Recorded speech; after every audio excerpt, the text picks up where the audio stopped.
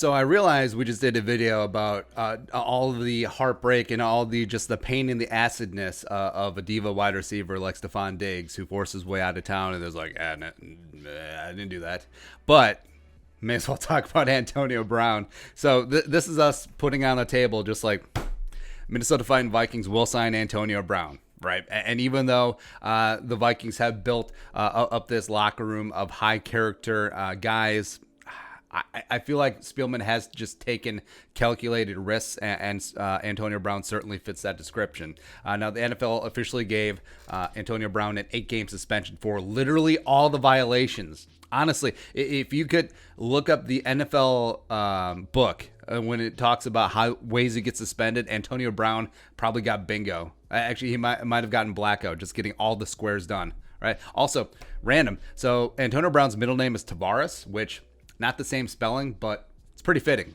R.I.P. T-Jack, by the way. Yeah. But the thing with Antonio Brown, so this entire offseason, you can't bring in a player in for just a workout due to COVID-19 concerns. So basically, you just have to sign him sight unseen, right? You just have to be like, all right, we're in. We committed. If you pass the physical, you're in, unlike P.J. Hall. So, yeah. So, I mean, it's sort of a buying as is. You're worried about getting a lemon, but I think the Vikings could easily hedge their bets here. And the Vikings, like we said, have taken chances on troubled wide receivers before. You look at Corn Robinson. You look at Jerome Simpson. I freaking love Jerome Simpson. You look at Michael Floyd, the pride of Cretan-Durham Hall, all the issues that he had. But just like with anything in life, talent will get you second, third, fourth chances. Corn Robinson was a former first-round pick. Actually, I think he was a top 10 pick. I think he was number 9 overall. And then also, like, Jerome Simpson had some talent in Cincinnati, as well as Michael Floyd was a former 1,000-yard receiver, hashtag one of us. He's from Minnesota, all that stuff. So, I mean, just take all of that and then times it by 10, and then you get Antonio Brown. All right, so even with all of the nonsense going around with Antonio Brown, even at 32 years of age, Duke can still absolutely ball. A 7-time Pro Bowler, 4-time first-team All-Pro, led the NFL in yards as recently as 2017, led the NFL in touchdowns as recently as 2018, and is still one of the smoothest route runners in terms of running the routes as well as getting separation. Having elite hands in small spaces. He's phenomenal. He is absolutely still very good, but the question is that juice going to be worth that squeeze? Are you going to get a lemon or are you going to get lemonade? It's not what the saying is. But Antonio Brown, I think his options, will they be limited? I don't know. I mean, there's talk about the Seahawks bringing both Antonio Brown and Josh Gordon, which would just be like, okay, just go ahead. Do your damn thing, Pete Carroll.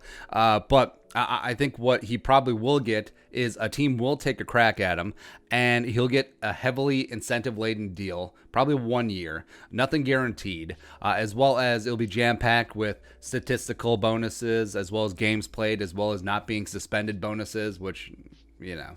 All right, so if you have that, a 1-year veteran minimum deal with some bonuses up to, I don't know, $8 million, $9 million, I mean, that's probably the best that he's going to get. And also, I mean, if he shows up and he actually does well for half a season and then he leaves in free agency because, I mean, the whole prove-it deals, the whole rehab deals, once he hits free agency, and also if next offseason isn't impacted by coronavirus to the degree that it was this year, a team will take a crack at him. A team will pay him $10 million or more per year, and then the Vikings will get a compensatory pick in 2022 draft, which would be great. As well as it's a low-risk proposition because during the suspension, during those 8 games, he doesn't count against the 53-man roster, just like Holton Hill last year when he served his back-to-back PED and a substance abuse suspension. So also in this weird ass off season with so many players going on and off the COVID reserve, there are some concerns there. There is going to be a lot of turnover at various positions. And if a team,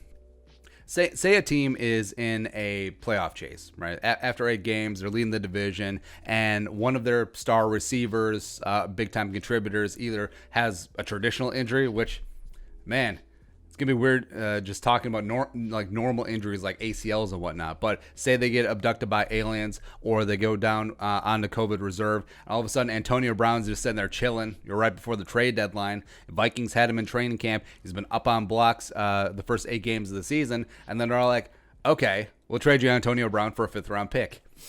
Spielman's all in on that. He would be, right? So I think that it does make some sense because, yes, you believe in Justin Jefferson. Yes, you believe in Adam Thielen. And be like, oh, what about the influence of Antonio Brown? Oh, he's the locker room cancer, which is just a completely overused term. But, I mean, you look at BC Johnson, you look at Justin Jefferson. Those are two kids with solid heads on their shoulders, as well as Adam Thielen, Mike Zimmer. I mean, they ain't gonna allow any shenanigans to creep in. Like, no one's gonna go with Antonio Brown in his gold Lamborghini to the strip club because the strip club's closed anyway.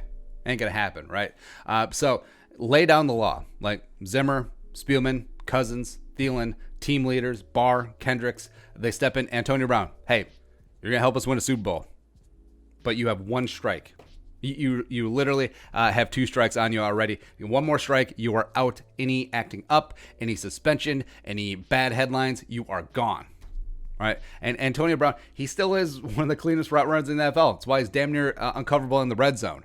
And also, I do think that the juice is worth the squeeze at this point. We've seen Spielman has taken some calculated risks before. Adding Antonio Brown on a minimal deal that you can easily get out of, plus he's serving 8-game suspension anyway. It's not going to corrupt the locker room. Ain't going to do that.